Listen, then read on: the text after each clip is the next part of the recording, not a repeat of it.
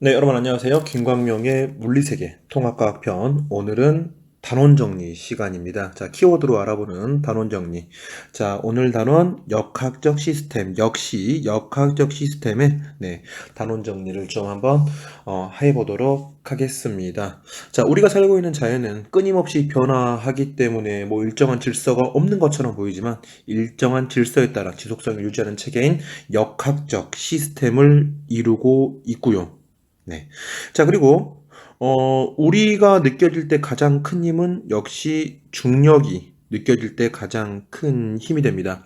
하지만 분자나 원자 사이에 작은 그 어떤 앤트맨이 살고 있는 그런 작은 세상에서는 전기력이나 네, 자기력과 같은 이런 작은 것들이 주를 이루는 힘이 된다라고 생각을 하시면 될 것 같습니다. 자, 이때 전기력이라는 것은요, 플러스 마이너스 사이에 작용하는 힘이고요. 자기력은요, 우리 자기는 N극과 S극 사이에 작용하는 힘이라고 생각을 하시면 됩니다. 자, 그럼 중력에 대해서 우리가 한번 또 간단하게 한번 정리를 한번 해보도록 하겠습니다. 자, 중력과 같은 말 뭡니까? 무게였고요. 중력과 같은 말이 무게, 모르면 무개념. 자, 중력은 뭐였습니까, 여러분? mg였죠. mg 새마을금고 mg라고 우리가 표현을 썼던 걸로 기억합니다. 자, 이때 m은 질량이고요. 자, 이 g는 중력 가속도였습니다. 중력 가속도 g. 이 g는 중력 가속도 g. 자, 중력 가속도로서 얼마였습니까? 바로 9.8이었습니다. 이때 9.8이 가지고 있는 의미 1초당 1초에 9.8m/s씩 떨어질 때 속도가 증가했다. 물체를 떨어뜨렸을 때 속도가 증가했을 때 그 속도가 얼마였다? 9.8이었다. 어디에서요? 우리가 살고 있는 지구 지표면 근처에서 이렇게 되었다라고 생각을 하시면 될 것 같고요. 자, 물체를 수평 방향으로 던졌습니다. 이렇게 물체를 수평 방향으로 던지면 이런 식으로 떨어지는 무슨 운동을 하게 된다?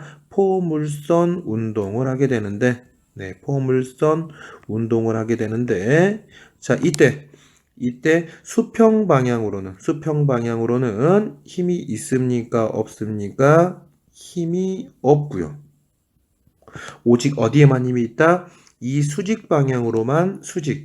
연직 방향이라고 하죠. 연직 방향으로만 힘이 존재를 하고요. 그 힘은 연직 방향으로 오직 뭐만 작용한다? 중력이 작용한다라고 우리가 공부를 했습니다. 그렇기 때문에 연직 방향으로는 무슨 운동을 하고요? 자유 낙하 운동을 하고요. 자, 수평 방향으로는 힘이 없는 운동인, 힘이 없을 때 작용하는 운동, 등속이면서 직선인 직선 운동을 한다라고 우리가 공부를 했습니다. 자, 그래서 역학적 시스템의 첫 번째 키워드 중력 mg에 대해서 한번 가볍게 정리를 했고요. 자, 역학 시스템 두 번째 키워드는 바로 관성입니다. 관성이고요. 관성은 한번 정리를 한번 봐볼까요? 자, 관성에 대해서 우리가 한번 정리를 해보도록 하겠습니다. 자, 관성입니다.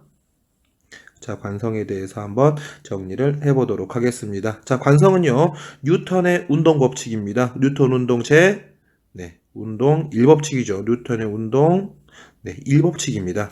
자, 1법칙으로써요. 자, 전제 조건이 하나가 깔렸습니다. 전제 조건, 만약에 어쩐다면은 힘이 없다면은 어떤 일이 생기느냐. 자, 두 가지 일이 발생을 합니다. 자, 첫 번째는 정지에 있는 물체는 계속해서 힘이 없기 때문에 가만히 있는 정지에 있게 되고요.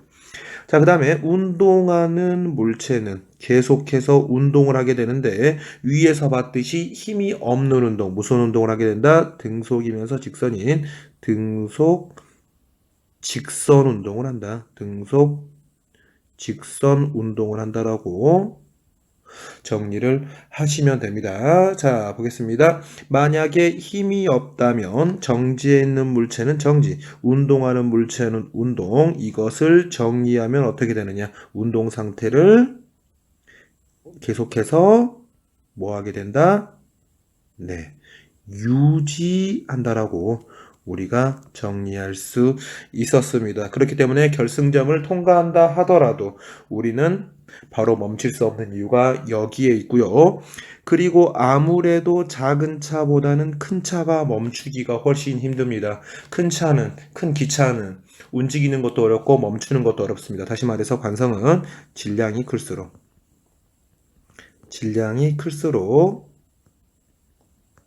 관성도 커진다라고 우리가 공부를 역시 했던 기억이 떠오릅니다. 자, 세 번째 키워드입니다. 자, 세 번째 키워드는 자, 살짝 올려서 우리가 보도록 하겠습니다. 자, 세 번째 키워드는 운동량이었습니다.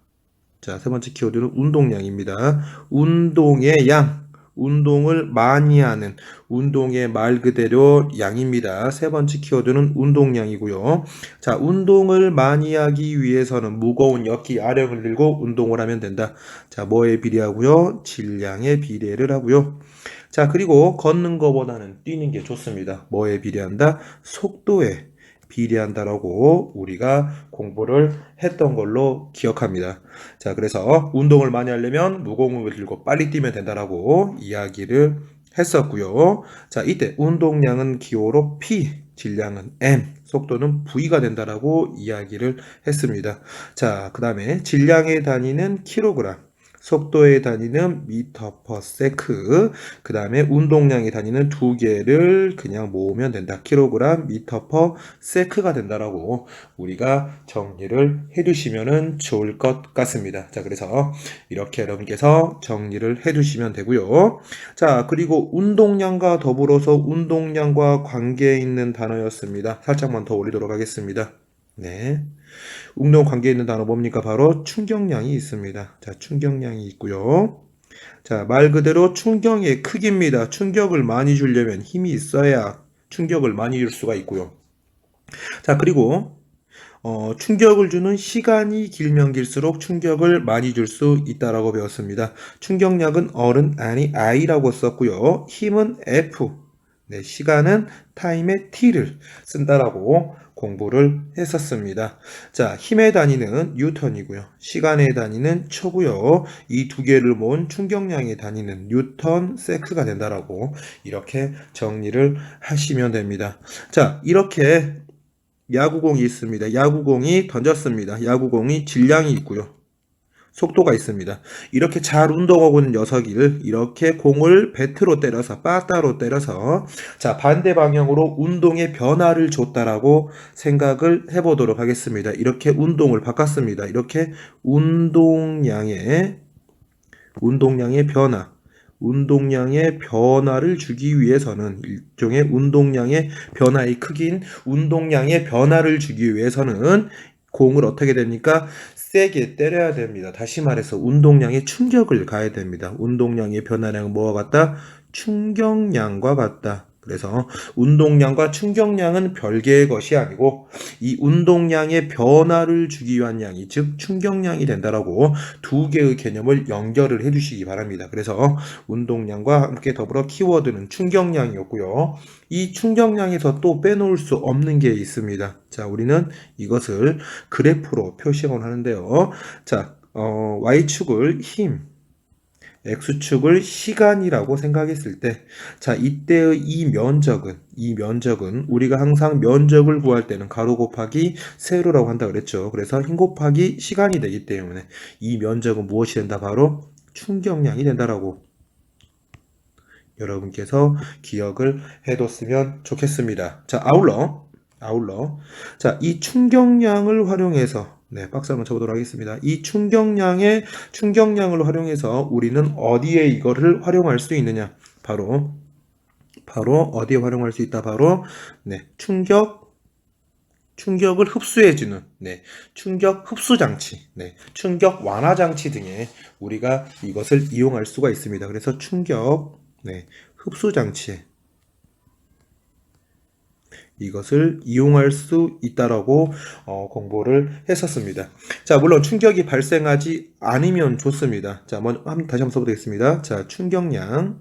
다시 한번 써볼게요. 충격량은, 네, 힘 곱하기 시간에서 자, 충격이 발생하지 않으면 좋습니다. 하지만 충격이 발생했다고 칩시다. 이미 발생한 충격입니다. 이 양이 일정하다고 생각하면은 우리는 충격을 흡수해야 됩니다. 결국 우리는 안 다치는 거, 흡수하는 게 목적이다. 안 다치는 게 목적이다. 다시 말해서 안 다치기 위해서는 이 힘을 줄여줘야 한다는 겁니다. 힘을 줄이기 위해서는 어떻게 해야 된다? 바로 이 시간을 늘리는 방법밖에 없습니다. 시간을 늘리는 방법, 뭐 방석이랄지 아니면 뭐 어떤 푹신푹신한 걸 놔둬서 충분한 시간을 확보하는 방법밖에는 없다라는 겁니다. 자, 그래서 시간을 확보해서 푹신하게 해서 이 시간을 길게 해서 안에 있는 운전자랄지 어떤 것들이 다치지 않는 이 힘을 줄여주는 방법이 바로 이 충격 흡수 장치의 원리가 된다라고 여러분께서 다시 한번 더 정리를 해뒀으면 좋겠습니다. 자, 이번 단원입니다. 이번 단원, 네. 우리가 네 가지 키워드를 배웠습니다. 역학적 시스템, 네, 중력, 시스템 속에 들어있는 중력, 관성력, 운동량과 충격량에 대해서 이렇게 네 가지 키워드를 가지고 우리가 간단하게 정리를 해봤습니다. 이 네 가지 단어를 연결을 지어가면서 우리가 공부를 하면은 아주 좋을 것 같습니다. 자, 김가민의 물리세계 통합과학편 역학적 시스템 단원 정리 여기까지 마무리하도록 하겠습니다.